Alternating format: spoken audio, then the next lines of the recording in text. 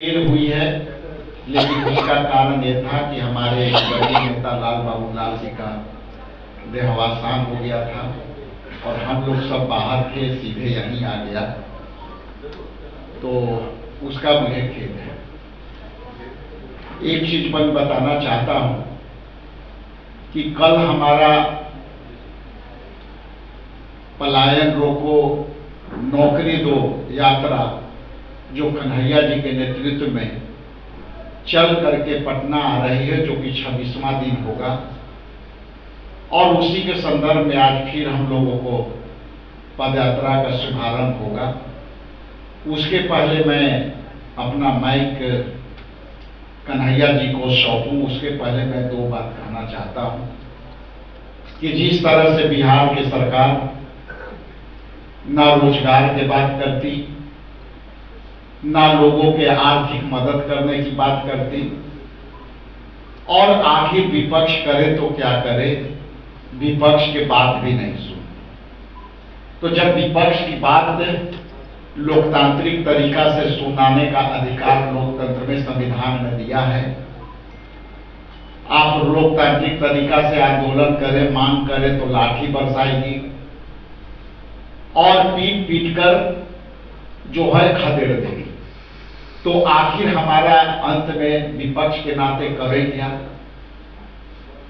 तो उसमें विपक्ष का एक भूमिका है कि हम रोड पर आए और सदन में जो है इसका आवाज उठाएं। मीडिया के सामने भी हम लोग इसलिए रूबरू होते हैं कि आपके माध्यम से भी जनहित के मुद्दे आए, और आप लोग हमेशा यहाँ आते हैं, उसके लिए धन्यवाद। लेकिन मैं स्पष्ट कर दूं कि अभी एनडीए सरकार जो अभी चल रही है बिहार में, पता नहीं कौन चला रहा है, हम लोग को अब तक समझ में नहीं आ रहा। यदि आप लोग को समझ में आएगा कि बिहार के सत्ता कौन चला रहा, तो जरा हम लोग को भी और कन्हैया जी को भी बता देंगे कि आखिर वो कौन चला रहा है और किससे हमें बात करना होगा। इन्हीं चंद शब्दों के साथ मैं कन्हैया जी का मैं बड़े ही आदर सम्मान के साथ मैं अपना माइक सौंपता हूँ। बहुत बहुत धन्यवाद। लोग मौजूद हैं, वो अपनी बात रखेंगे। हम लोगों को तो अवसर मिलता है मीडिया के साथियों से बात करने का, लेकिन साथियों ने कहा कि नहीं आ जाइए, थोड़ा इंतज़ार कर लेंगे। तो आपका बहुत बहुत धन्यवाद कि देरी के बावजूद आपने इंतज़ार किया, और जो आपको तकलीफ़ हुई उसके लिए बहुत बहुत सॉरी।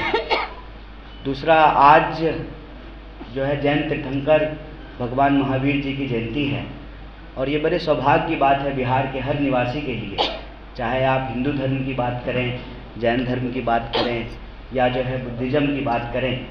तमाम महान लोग जो हैं उनकी जन्मभूमि रही है ये, और इस यात्रा के माध्यम से ही आज सौभाग्य प्राप्त हुआ पटना साहिब में मत्था टेकने का, और वहाँ से आने में ही जो है भयंकर जो जाम थी, हालांकि ये बन गया है, क्या नाम है उसका, हाँ, पूरे देश में मरीन ड्राइव भी बन रहा है, कोई दूसरा भी नाम रखा जा सकता है, कुछ नाम होगा इसका।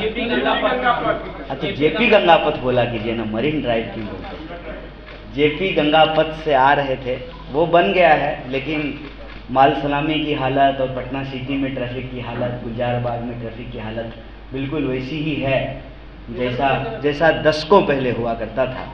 इस वजह से देरी हुई, इसके लिए क्षमा प्रार्थी हैं। सीधे मुद्दे पे आपसे दो बात कहनी है। एक तो आज हमारी यात्रा का 26वां दिन है। कल यात्रा करते हुए, पदयात्रा करते हुए हम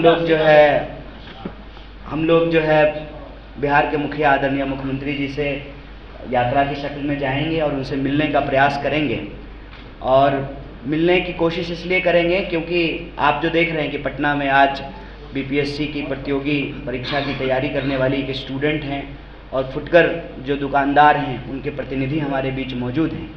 वैसे ही हर ज़िले में यात्रा ने अपनी प्रेस वार्ता की, और उस ज़िले की जो स्थानीय समस्या है, अलग अलग जगह पे अलग अलग मुद्दों को लोगों ने उठाया। मखान जहाँ पे होता है वहाँ के किसानों ने मखान से जुड़ी हुई समस्याओं को उठाया। जहाँ गन्ना होता है, चीनी मिल है, चीनी मिल के मज़दूरों ने अपनी बात रखी, ऑटो चालक संघ के जो है ड्राइवरों ने अपनी बात रखी, विद्यार्थियों ने, नौजवानों ने, महिलाओं ने, किसानों ने, सब लोगों ने अपनी बात रखी है। इस आधार पे हम लोग एक मांग पत्र तैयार करके यात्रा की तरफ से माननीय मुख्यमंत्री जी को मिल करके ये देने का कोशिश करेंगे। हालांकि उम्मीद बहुत कम है कि मुख्यमंत्री जी मिलेंगे, मांग पत्र लेंगे, लेकिन लोकतंत्र में संविधान हमको ये अधिकार देता है कि जो जनता की आवाज़ है वो सरकार तक पहुंचाई जाए, सत्य और अहिंसा के रास्ते पे चलते हुए, और सरकार जो है उन आवाज़ों को सुने और उस पर जो है कोई कार्रवाई, कोई एक्शन जो है सरकार के द्वारा किया जाए। ऐसी मान्यता है, ऐसा प्रेसिडेंस है, लेकिन होने की उम्मीद बहुत कम है। हम कोशिश करेंगे। दूसरा जो एक बहुत इम्पॉर्टेंट बात है आप सबसे कहना चाहते हैं, कई बार हमारे भी कई साथी कहते हैं, हम लोग से भी मुंह से निकल जाता है, ये यात्रा मूल रूप से बिहार के नौजवानों और विद्यार्थियों की यात्रा है। इसको भितिहरवा से 16 मार्च को जब शुरू किया गया तो यह विद्यार्थियों और नौजवानों की यात्रा थी। धीरे धीरे बिहार के आम लोगों की भावना इस यात्रा से जुड़ती चली गई और जिधर से यात्रा गुजरी है, अभी हम विभिन्न जिलों से होते हुए पटना आए हैं, तो हमको लगता है कि यह यात्रा एक सत्याग्रह, एक संघर्ष का रूप ले चुकी है। इसका कोई समापन करने की आवश्यकता नहीं है। जब लोगों की आवाज़ आप लोगों के माध्यम से सरकार तक नहीं पहुंच रही है, तो इस पद्धति को, इस प्रक्रिया को और ज़्यादा गतिमान करने की ज़रूरत है और इसको आगे बढ़ाने की ज़रूरत है। तो ऐसा मत समझिएगा कि कल यात्रा का समापन है, ये संघर्ष की शुरुआत है। ये बिहार की सबसे जो ज़रूरी मुद्दे हैं बिहार के, उसका आगाज़ है। चुनाव होंगे, राजनीति होती रहेगी, कोई ना कोई चुने जाएंगे, कोई जीतेगा, कोई हारेगा, सरकारें बनती बिगड़ती रहेंगी। कोशिश ये है कि बिहार, दुनिया में जो नए अवसर पैदा हुए हैं उसमें बिहार का स्थान क्या होगा। नई तकनीक आई है, मोटर बन रहा है, ड्रोन बन रहा है, इलेक्ट्रॉनिक रेवोल्यूशन हो गया है, एआई आ गया है, और हमको लगता है कि इस एआई के दौर में ईआई की बहुत ज़रूरत है। इमोशनल इंटेलिजेंस होना बहुत ज़रूरत है, इक्विटेबल इंटेलिजेंस होना बहुत ज़रूरी है। क्योंकि जब हम बिहार में घूम रहे हैं, कई साथी आक्रोश में थे, ज़रूरी नहीं है कि प्रेस कॉन्फ्रेंस में देरी की वजह से आपको गुस्सा आ रहा हो। बिहार में ज़िंदगी जीना इतना चुनौतीपूर्ण है, इतनी जद्दोजहद है कि स्वाभाविक रूप से हम लोग उद्वेलित रहते हैं, गुस्से में रहते हैं, जबकि ये ज्ञान की भूमि है। चाहे आप बुद्धिज्म की बात करें, जैन धर्म की बात करें, सिखिज्म की बात करें, हिंदू धर्म की बात करें, बार बार कहा गया कि लोभ, मोह, काम, क्रोध ये मनुष्य के जो है दुश्मन है। लेकिन बिहार में ज़िंदगी जीना इतना कठिन है कि सड़क पे चलता हुआ हर इंसान गुस्से में दिखाई देता है, निराश है, क्योंकि उसको लगता है कि उसकी बात कोई सुन नहीं रहा है। इसीलिए हर चीज़ को वो देखता जरूर है। इस यात्रा से भी जब हम लोग अलग अलग ज़िले से गुजर रहे थे, लोग अपने घरों के बाहर खड़े होकर के यात्रा को देख रहे थे। उनके अंदर एक क्यूरोसिटी थी, लेकिन साथ ही साथ जो है नाउम्मीदी भी थी। और ये सच मैं आज आपके सामने रखना चाहता हूँ। लड़ते लड़ते लोग थक जाते हैं और हालत इतना दर्दनाक है कि अभी पटना की एक घटना है, आप सोचिएगा कितनी भावुक बात है। एक डॉक्टरी एक्सीडेंट होता है, खुद डॉक्टरी की पढ़ाई कर रहा है, अपने ही अस्पताल में जहाँ वो पढ़ रहा है उसको बेड नहीं मिलता है, और प्राइवेट अस्पताल में जो है उसकी मौत हो जाती है। इससे ज़्यादा और कोई प्रमाण चाहिए क्या? क्या हालत है हमारे प्रदेश की? और कोई रिपोर्ट चाहिए क्या? अगर रिपोर्ट चाहिए तो कैग का रिपोर्ट उठा करके देख लीजिए, क्या कहा गया है स्वास्थ्य व्यवस्था के बारे में। स्वास्थ्य व्यवस्था की हालत यह है कि आप बीमार हैं और सरकारी अस्पताल में जाएंगे तो आप ठीक नहीं होंगे, आप और बीमार हो जाएंगे। ये सच है, और ये सच हम सब लोग अपनी आंखों से देख रहे हैं। बेकारी की बात करेंगे, शहरी क्षेत्र में 30% से ज़्यादा बेकारी है बिहार में, और ग्रामीण क्षेत्र में 9% बेकारी है। लगभग डबल हो गया है पिछले एक दशक में। देश का जो बेकारी दर है, उस बेकारी दर से बिहार का बेकारी दर ज़्यादा हो चुका है। किसान आत्महत्या की हालत, बिहार में किसान आत्महत्या नहीं करते थे। जवान हालत की आत्महत्या की हालत, और लोगों के रहने की जो व्यवस्थाएं हैं, आप देखिए कि पटना में स्टूडेंट किन परिस्थितियों में रह करके पढ़ाई कर रहा है, और नतीजा क्या है? नतीजा यह है कि पढ़ते जा रहे हैं, मालूम नहीं है कि ये एग्ज़ाम होगा कि नहीं होगा, ये एग्ज़ाम का पेपर लीक तो नहीं हो गया है, कोई भी, आज बनी है यूनिवर्सिटी, पटना यूनिवर्सिटी 1907 में बन गई थी। Patna university, Magadh university, BN Mandal, तमाम यूनिवर्सिटियां बनी हुई हैं। यूनिवर्सिटी की हालत क्या है? सेशन टाइम पे नहीं है। तो जब पढ़ाई नहीं मिलेगी, इलाज नहीं मिलेगा, रोजगार नहीं मिलेगा और सामाजिक सुरक्षा नहीं मिलेगी, आप अपराध की घटनाओं को उठा करके देख लीजिए, आम लोग का कौन पूछता है? एमएलए, मंत्री, नेता, उनके परिवार वालों की हत्याएं हो रही हैं। खुद बताइए ना कि सुशासन के इस दावे में कितनी सच्चाई है। नेताओं के परिवार वालों की हत्याएं हो रही हैं, अपराध बढ़ रहा है। और कहा कि शराबबंदी करके जो है नशा बंद करा दिए। विभिन्न जिलों से घूमते हुए जो एक सबसे बड़ा मुद्दा बिहार में देखने को मिला, जिसको लेकर के माँ बाप बहुत परेशान हैं, कि बिहार में नया तरह का सूखा नशा चल रहा है। पहले लोग कहते थे कि बिहार के लोग जो है खैनी खाते हैं, तंबाकू खाते हैं, ये भी जो है अंग्रेजों के साथ आया था। अब जो नए अंग्रेज आए हैं, वो मुंद्रा एयरपोर्ट से जो ड्रग्स चलता है वो अब बिहार के गांव-गांव में पहुंच रहा है। हालत ये है कि थोड़ा सा अगर घर खुला छोड़ दे तो मोटर खोल करके बेच देगा। गटर का ढक्कन जो है उसको तोड़ करके जो है उसका लोहा बेच दे रहा है। तो आप बताइए, ड्रग्स, नशा बढ़ रहा है, अपराध बढ़ रहा है, महिलाओं के खिलाफ अपराध बढ़ रहा है। और दावे क्या हैं? सरकार ने सर्वे कराया, कास्ट सर्वे कराया, उस कास्ट सर्वे में कह रहे हैं कि 7% लोग भी ग्रेजुएट नहीं है बिहार में। क्या हालत कर दिया है? दलित की हालत खराब, पिछड़ों की हालत खराब, अति पिछड़ों की हालत खराब, गरीबों की हालत खराब, किसानों की हालत खराब, मजदूरों की हालत खराब, स्कूल का हालत खराब, अस्पताल का हालत खराब। तो पलायन नहीं करेगा लोग तो क्या करेगा? इसीलिए ये एक बहुत बड़ा मुद्दा है। इस मुद्दे को लेकर के हम लोग बिहार में चल रहे हैं और मीडिया के साथियों ने बहुत सहयोग किया है। हमें उम्मीद है कि बिहार की राजनीति के विमर्श के केंद्र में पलायन एक बहुत गंभीर सवाल बनकर के उभरेगा और पलायन के जो कारण हैं, उन कारणों के निदान से ही पलायन रुकेगा और दुनिया में जो नया अवसर पैदा हुआ है, बिहार उसके साथ कदम से कदम मिला करके चल पाएगा और एक बेहतर बिहार का निर्माण हो पाएगा। इसी आशा और उम्मीद से हम ये यात्रा कर रहे हैं। कल पटना शहर में पदयात्रा होगी और हम लोग जो है मुख्यमंत्री जी से मिलने का प्रयास करेंगे। और कल हमारे कांग्रेस पार्टी के युवा नेता और जो है विभिन्न पदों पर जिम्मेवारियां निभाने वाले सचिन पायलट जी भी जो है उस यात्रा के लिए आ रहे हैं। पूरी कांग्रेस पार्टी इस यात्रा को सहयोग कर रही है। कांग्रेस पार्टी का स्टूडेंट विंग, यूथ विंग इस यात्रा को सहयोग कर रहा है। लेकिन ये यात्रा बिहार के आम लोगों की यात्रा है, ये बिहार को बदलने की यात्रा है। बहुत बहुत शुक्रिया, बहुत बहुत धन्यवाद। और इनकी यात्रा से लोग ना जुड़े तो क्या एनडीए कन्हैया कुमार से डर गई है? नहीं, हमसे क्यों डरेंगे? तो कहते हैं, रास्ते में जो है ना, हम आ रहे थे, एक टेम्पू पे लिखा हुआ था, मूर्खों की राय और गरीब की हाय, इससे बचना चाहिए। हमसे कोई क्यों डरेगा? हम डराने वाले लोग ही नहीं। मेरे जो है पिताजी मंत्री नहीं थे, मुख्यमंत्री नहीं थे, हजारों करोड़ का कोई एम्पायर छोड़ करके नहीं गए। हमसे किसी को भी डरने की जरूरत नहीं है। और वो उन्होंने कहा है, ये उनकी इच्छा है। लेकिन कभी कभी जब हम कुछ कहते हैं ना, आप पर अगर हम उंगली उठाएंगे तो हमारे ऊपर भी उंगली उठ जाएगी। तो सरकार में हम हैं नहीं, मंत्री हैं नहीं, मेरे पिताजी गृह मंत्री भी नहीं हैं, कोई जैसा थोड़ी। तो जब आप ये प्रश्न मेरे ऊपर उठाएंगे तो सरकार की कानून व्यवस्था पे ये प्रश्न उठ जाएगा कि कोई इंसान अगर इतना बड़ा अपराधी है, दुर्दांत अपराधी है, आतंकवादी है, खुलेआम सड़क पर घूम रहा है, सरकार को उसको पकड़ करके जेल में डालना चाहिए, फांसी पे टांग देना चाहिए। उल्टे सरकार जो है हमको बॉडीगार्ड दे करके घुमा रही है बिहार में, बताइए। तो प्रश्न जब करें तो प्रश्न करने से पहले ये याद करें कि प्रश्न हम किस जमीन पे खड़ा होकर के कर रहे हैं। बाकी उनकी इच्छा है, मेरी शुभकामनाएं हैं उनको।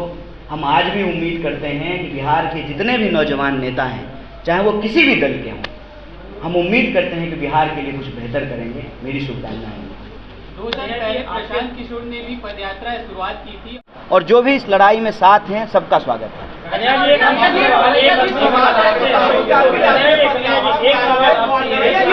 एक मंदिर में गए और उस मंदिर को बाद में धोया गया। नहीं, मंदिर को नहीं, ये बातें चल रही नहीं, गलत बात, ये तथ्य ठीक नहीं है। देखिए, परशुराम के वंशज नहीं, ये तथ्य ठीक नहीं है। आप मंदिर नहीं धोया गया, ये तथ्य ठीक नहीं है। हम मंदिर भी जाते हैं, अभी गुरुद्वारे से आ रहे हैं आपके बीच में, मज़ार पर भी जाते हैं, मस्जिद भी जाते हैं, चर्च भी जाते हैं। इस देश में रहने वाले जो 140 करोड़ लोग हैं, उनका जाति और धर्म कुछ भी हो, किसी भी इंसान के साथ कोई भी अन्याय होगा, कांग्रेस पार्टी उसके लिए संघर्ष करेगी। और हम सभी धर्म को बराबर सम्मान करते हैं, हम सर्वधर्म समभाव में विश्वास करते हैं, इसलिए ऐसी कोई बात नहीं है। अब पलायन पे आते हैं ना। कन्हैया जी राहुल गांधी यात्रा में आए थे, राहुल गांधी ने यहीं पर कहा था कि जो कांग्रेस को बिहार में काम करना चाहिए था जो अब तक नहीं हो पाया, तो आरजेडी के बड़े भाई, आरजेडी को बड़ा भाई बना के कांग्रेस पीछे चल रही है। देखिए, कांग्रेस पार्टी ने इस देश को आज़ादी दिलाने में बहुत बड़ी भूमिका निभाई, स्वतंत्रता आंदोलन का नेतृत्व किया। जब देश को आज़ादी मिली तो ये संविधान का निर्माण हुआ, संविधान का शासन स्थापित हुआ। कांग्रेस पार्टी ने इस देश को न सिर्फ अंग्रेज़ों से आज़ादी दिलाने में भूमिका निभाई, बल्कि जो राजे राजवाड़े जमींदारों का शासन था उससे भी आज़ादी दिलाई। बिहार में बहुत सारे ऐसे सुधार वक्त के साथ होने चाहिए थी, जो होना बाकी है। उस मुहिम में हम लोग लगे हुए हैं, और वो मुहिम ये है कि समाज के आखिरी पंक्ति का जो इंसान है उस तक भी न्याय पहुँचे, और उसी को करना कांग्रेस पार्टी की जिम्मेवारी है। अभी हमारा AICC का सेशन हुआ था, उसमें हम लोगों ने यही संकल्प लिया है कि पूरा समर्पित होकर के न्याय के पथ पर चलेंगे और लोगों के न्याय के लिए संघर्ष करेंगे। बिहार के लोगों के लिए, बिहार के अंदर रहने वाले जो सभी जाति संप्रदाय के लोग हैं, उनके संघर्ष के लिए हम लोग काम करेंगे। और राहुल जी बार बार कहते हैं कि दलित, पिछड़ा, अति पिछड़ा, आदिवासी, किसान, मजदूर और गरीब, चाहे वो किसी भी जाति का हो, उनके हक और अधिकार के लिए संघर्ष करना ये कांग्रेस पार्टी का लक्ष्य है। संविधान को बचाना, संविधान का न्याय जो है उसको स्थापित करना ये कांग्रेस पार्टी का लक्ष्य है, और इसको हम लोग करेंगे।